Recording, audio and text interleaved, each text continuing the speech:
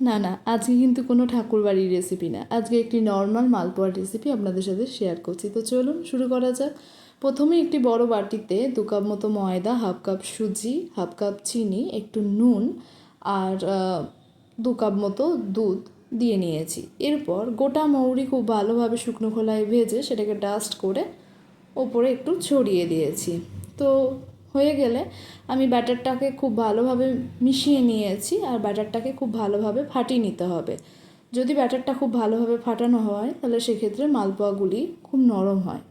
তো আমি কিন্তু একবারে দুধ মেশাইনি, আমি অল্প অল্প করে দুধ মিশিয়েছি যখন আমার প্রয়োজন মনে হয়েছে। তো ব্যাটারটা ভালোভাবে তৈরি হয়ে গেলে আমি 45 মিনিট মতো কিন্তু ঢাকা চাপা রেখে দিয়েছি। এরপর কড়াইয়ে তেল গরম হয়ে গেলে তেলটা কিন্তু খুব ভালোভাবে গরম করতে হবে, না হলে মালপোয়াগুলি ছেড়ে ছেড়ে যাবে।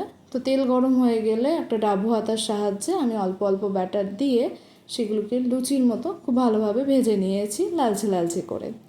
এইভাবে আমি প্রত্যেকটা ব্যাটার দিয়ে দিয়ে এইভাবে আমি ভাজতে থেকেছি। কিন্তু প্রথমে যে মালপোয়াটা আমি তৈরি করেছিলাম দেখতেই পাচ্ছেন, তো একটু ওলটাতে সমস্যা হচ্ছিল, কেন জানি না।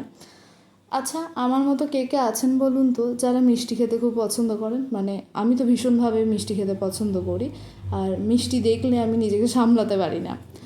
আর বিশেষ করে ওই দুপুরবেলা খাওয়ার পর আর রাতের বেলা ওই 12টা 12:30টার দিক করে একটা অদ্ভুত রকমের মিষ্টির প্রতি ক্রেভিংস উঠে যায় আমার।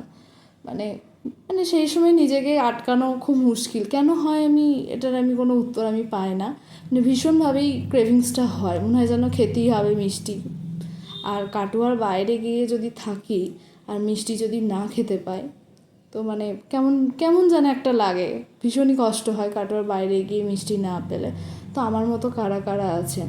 আর এটাকে ঠিক কী বলে, মানে এই দুপুর টাইমে যে ক্রেভিংসটা হয় মিষ্টি, বা রাতের বেলা মাঝরাতে যে ক্রেভিংসটা হয়, এটাকে ঠিক কী বলে? আপনারা যদি কেউ জানেন তো আমাকে একটু কমেন্ট করুন।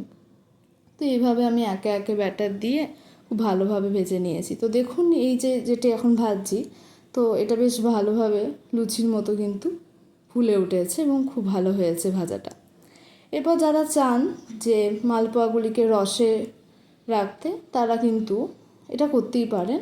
কড়াইয়ের মধ্যে ওই 2 কাপ মতো জল নিয়ে ভালোভাবে ফুটিয়ে, যে যতটা পরিমাণ মিষ্টি খেতে পছন্দ করেন, আমি যেমন এখানে প্রায় 1.5 কাপ মতো চিনি নিয়ে নিয়েছি, এবং তারপর 2টো এলাচ ভেঙে আমি সেখানে দিয়ে দিয়েছি।